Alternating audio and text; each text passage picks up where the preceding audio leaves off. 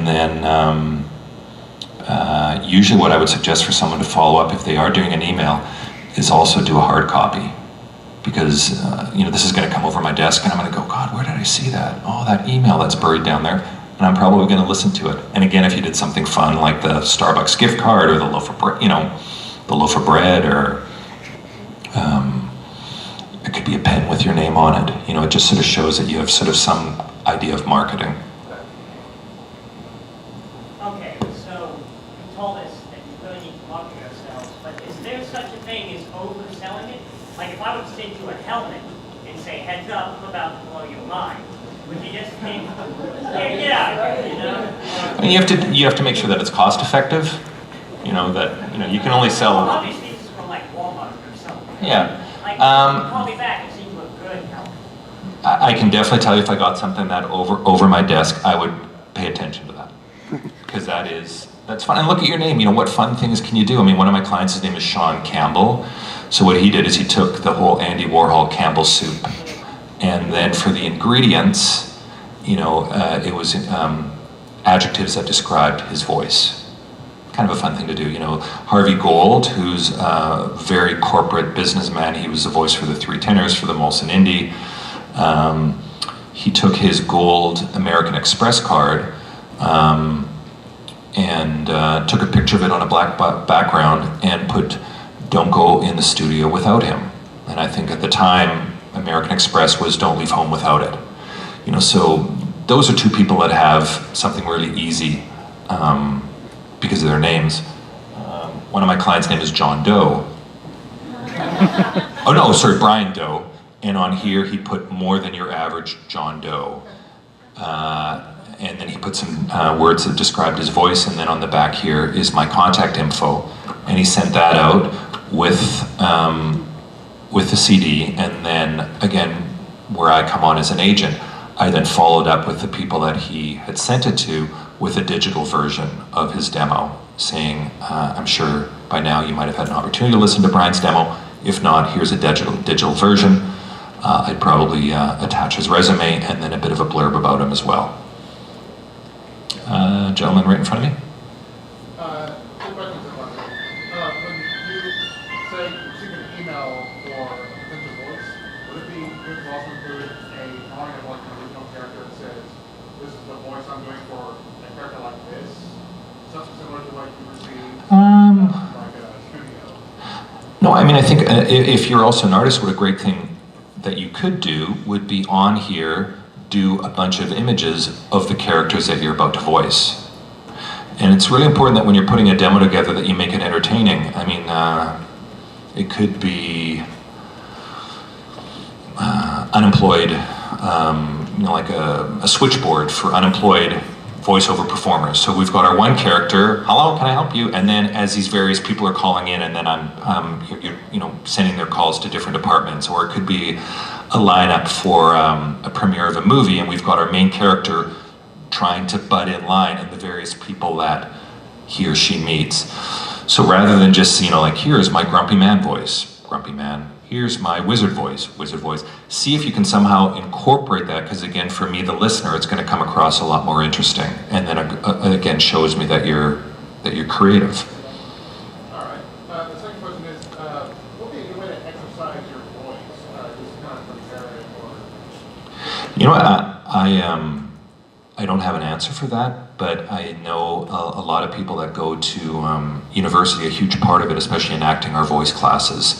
So I would look at the back of, we have something called the Georgia Streich that has all the concerts that are coming to town, but look at the back pages, and I think a lot of times you might have something, a vocal or a singing coach, and even if you, maybe booked an hour with them, or if you called them up and said, I want to learn how to project my voice, and work from my diaphragm, that would probably be something that would be really beneficial. Because you got to think, a lot of times you're in the studio for 4 hours, so any voices that you do put on that demo, again, keep in mind that you may need to carry that for 4 hours. I could go, I'm not going to do Daffy Duck because it'll sound really bad, but that is really going to do a number on your voice. So make sure that whatever voice you're doing, you could do it for 4 hours. Once a week for 26 weeks. So that's really important that you can maintain that character for a period of time. Behind the camera, back there? Yeah, you mentioned that there were 4 agencies in the Dallas area, but let's say that we wanted to audition for your agency.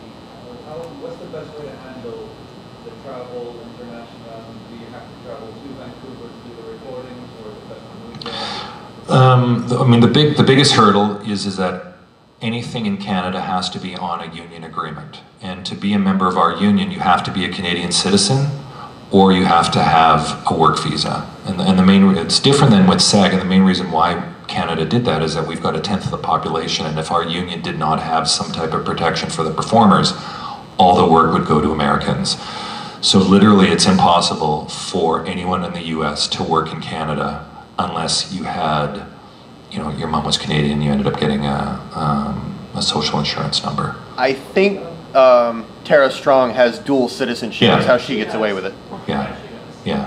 But the same thing is, although she records it in Los Angeles, it's on because she is originally from Toronto, it's on our Canadian agreement. When she does stuff on any of her other shows in Los Angeles, it's on a SAG agreement, and even if she was a Canadian, she could still work on it. How much if you were a British citizen working in Canada? I think probably we have a reciprocal agreement. Yeah, so in that case, you might be able to sneak in that way by getting, because you are part of the Commonwealth. The lady here. Would you suggest somebody who's like a student who wants to get into voice acting, would you suggest that they move to a market like Los Angeles or something like that to get work? I mean, I would say, that's quite a move to do. I mean, what I would do first is see how successful you can be in your own market. Because if you're really good, there's only 4 agencies. You could end up building a heck of a resume. And then once you have that resume, then at that point, you could send the agent in Los Angeles your demos and say, these are actually produced, these commercials were actually produced, or I starred in this cartoon. But in the meantime, like the Voices 123, voices.com, it doesn't matter where you live. You could live anywhere in the world. I've got clients that are on that book gigs out of Saudi Arabia, and they just submit it to their PayPal account. So, gentleman back there. Yes.